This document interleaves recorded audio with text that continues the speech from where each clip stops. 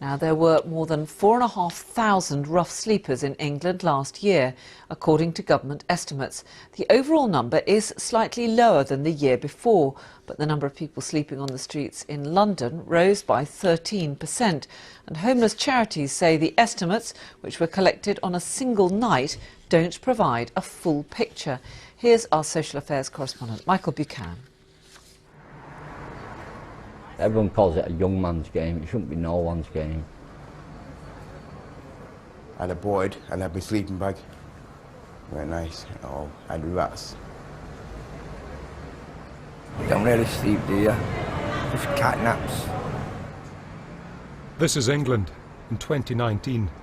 In a doorway of a shop selling £1,000 mattresses, 10 rough sleepers seek rest.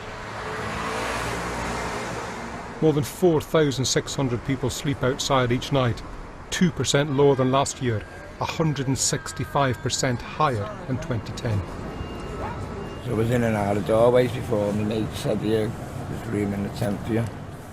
Wayne has been rough sleeping for 5 years, forced from home, he says, after his marriage collapsed. Why don't you take up a shelter? Because you end up getting bullied or picked on, don't you? Safe. I'd rather be able to see it safer. It's safer. I'm safe. I feel safe. A lot safer out on the field on my own. In Greater Manchester, the city centre is seeing more rough sleepers, but numbers have fallen in the wider region.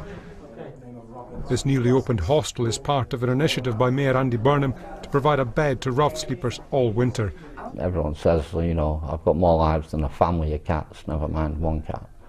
The place has been a godsend to Scott Osbiston, who was rough sleeping while suffering from Crohn's disease. I had to wear a stoma for 18 months, which sent me completely over the edge. I tried taking my life numerous times on that. I had the stoma there, like a bag, you know, with my colon coming out of it. But trying to keep that clean while being on the street and then no one offering you any help, you know, I was waiting to die. Rough sleeping has worsened in several big cities. The overall fall is due to large reductions in smaller towns, and ministers say to the millions they're spending tackling the problem. We need to make rough sleeping a thing of the past, and whilst these figures today underline some progress, and it's important to note that, I know that there is a lot more work that we need to do.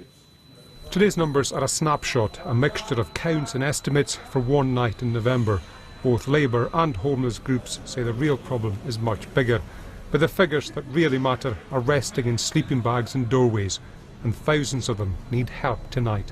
Michael Buchanan, BBC News. Well, joining me now is Ravinder Singh, who's the founder of Khalsa Aid, which provides aid to people in disaster areas and civil conflict zones around the world.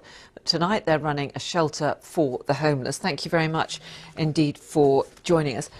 First of all, we were hearing there that the overall figures for the number of homeless people appears to have gone down. But are you actually seeing a reduction in the number of people who are needing help? No, we're not. We're actually seeing an increase. I think generally since 2010 numbers have gone up 3 times to 4 times. Even shelters arguing with these new official figures. So we're seeing many more people who are in need.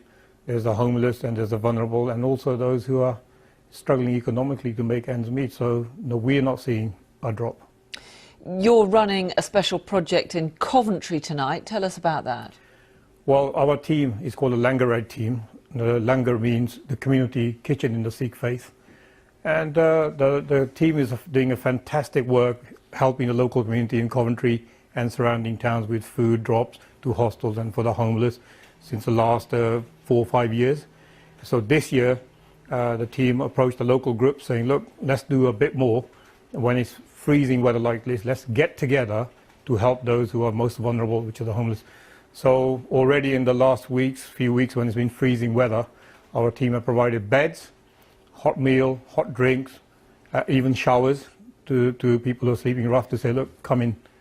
And are you seeing large numbers of homeless people that need that sort of help? Yeah, in the beginning I think people weren't sure, but now we're getting the beds are getting filled.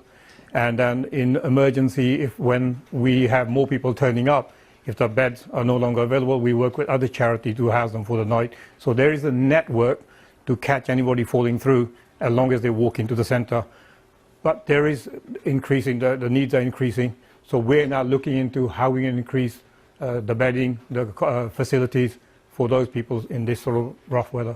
Yeah, because we've been talking a lot about the weather, the snow arriving in the south and west of the country, and clearly, even if it's not actually snowing, in these very low temperatures, people out sleeping rough are really at risk. I think it was only yesterday, the day before, a young man was found dead in Birmingham, a rough sleeper. He's basically cardiac arrest and died in the cold, and caused quite a commotion now in the community, saying, how do we let this happen? Sadly, it's happening, and it's going to happen more unless we pull together. And just very briefly, you're asking other churches and so on to allow homeless people to use their premises? I'm asking all faith groups, from Sikhs, Muslims, Christians, Hindus, whoever they are, open their doors to the people who are struggling in this weather. God doesn't want buildings, he wants humanity. So we need to now act as human beings, open those doors which are dormant. The buildings are shut at night. Vast buildings with vast resources are shut to those who need it the most. We need to open our hearts and the buildings. OK, Ravinder Singh, thank you very much indeed for joining us this evening. Thank you.